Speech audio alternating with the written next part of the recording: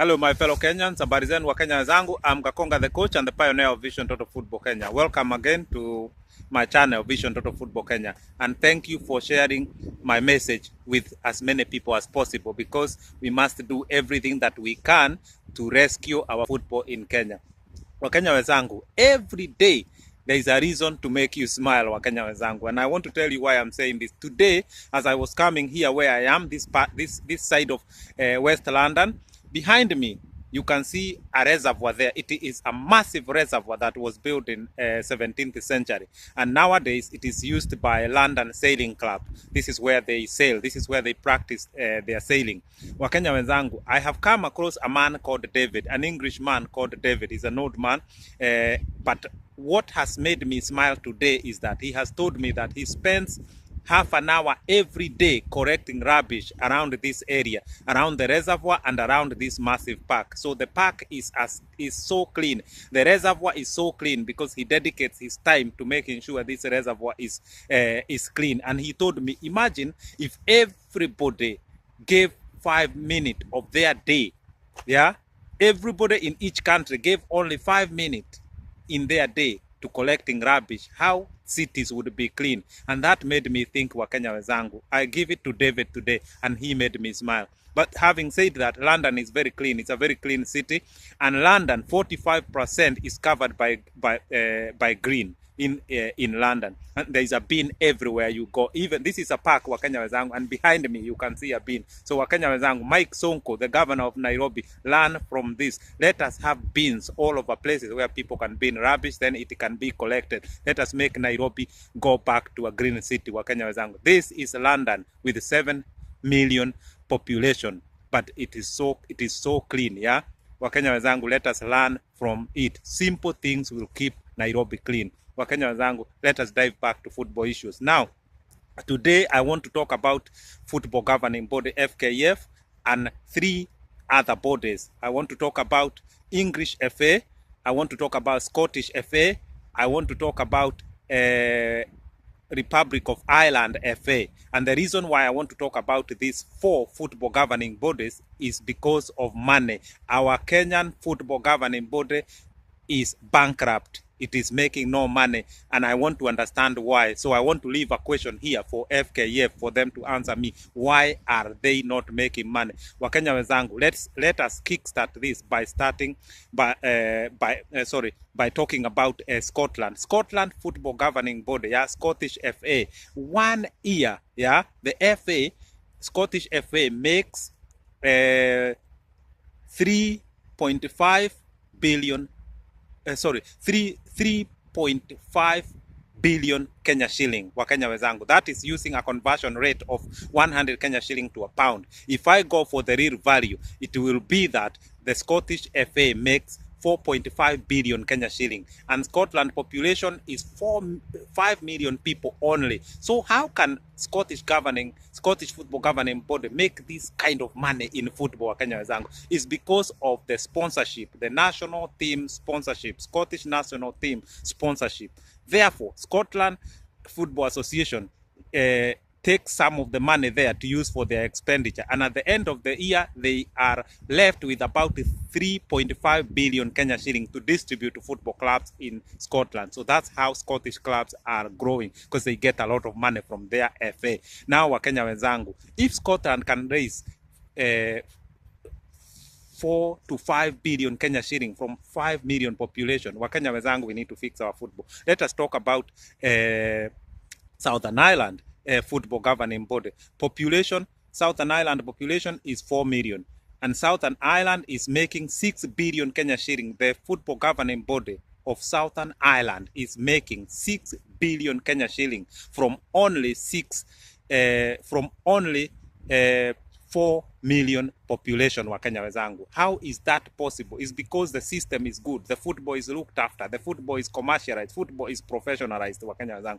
Let us now talk to the giant FA, England football governing body, Wakenya wenzangu. England football governing body makes per year turnover. It makes 350 billion Kenya shillings, Wakenya wenzangu. That is a quarter of our entire Kenya economy. And that's English FA alone. I'm not talking about English Premier League. I'm not talking about grassroots football. Here I'm talking about the football governing body of England alone. It makes 350 billion Kenya shilling wa Kenya wenzangu. And guess what?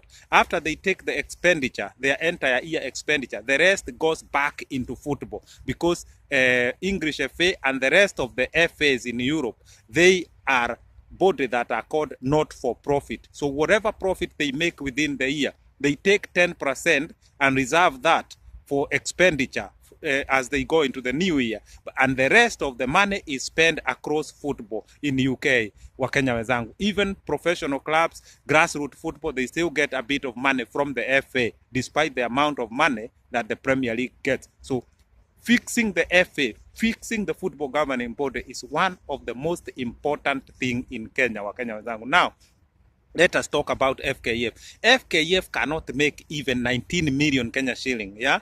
And the population of Kenya is 50 million plus. But FKF cannot make 19 million. You remember the government had to help them when we were playing against Ethiopia. The team needed 19 million. Now, they are begging on TV for the government to give them 200 million so that they can cater for the needs of our national team before the next before the Africa Cup of Nations, Wakenya wenzangu. So what I want to say is this: if Scotland football governing body can make 4.5 billion plus, Irish football governing body can make 6 billion Kenya shilling plus per year.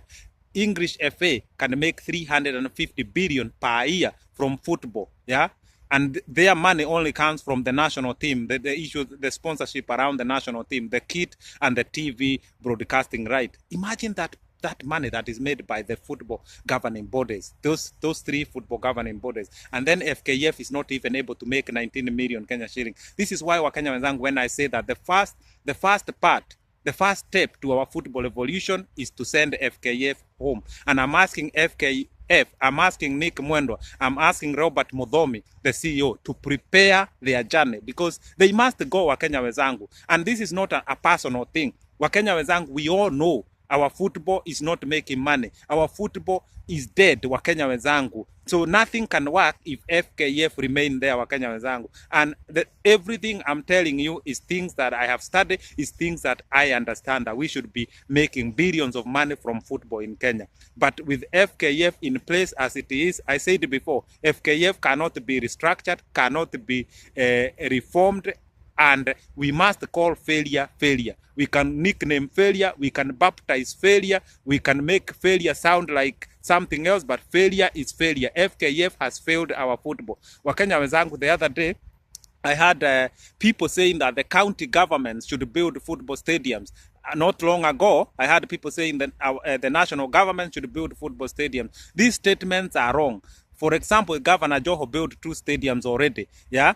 And football is being played in Mombasa in those small stadiums. If Governor Joho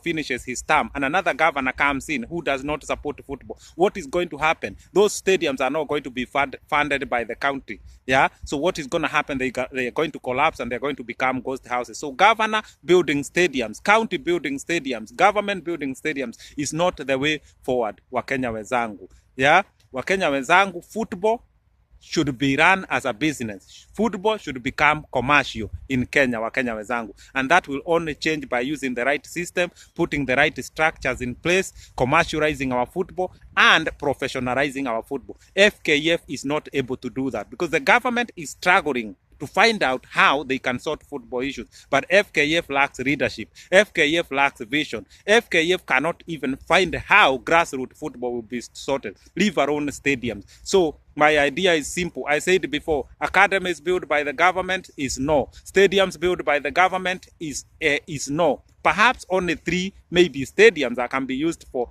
our big national event. But this is not the way we should be going for football. County stadiums should not be built by counties as well, because my issue is about long term. How are we going to maintain all these hundreds of stadiums around the county? Then it's going to become a burden to the government. The government is going to use taxpayers' money to refurbish these these stadiums in the future. So let us sort our football system so private investors can come in. They can build a stadium in 1 or 2, 3, 4 in Mombasa, Eldoret, Kisumu, Lamu, wherever. Investors will do this.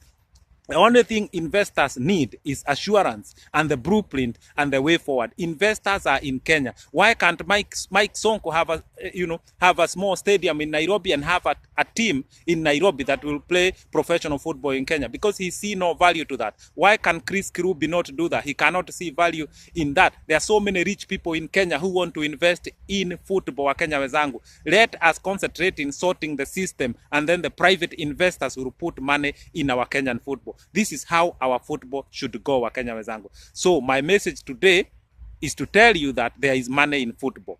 Football is a multi-billion industry. FKF has let us down. FKF must prepare to go home. FKF must prepare to swallow a bitter sweet, yeah, for the sake of the nation.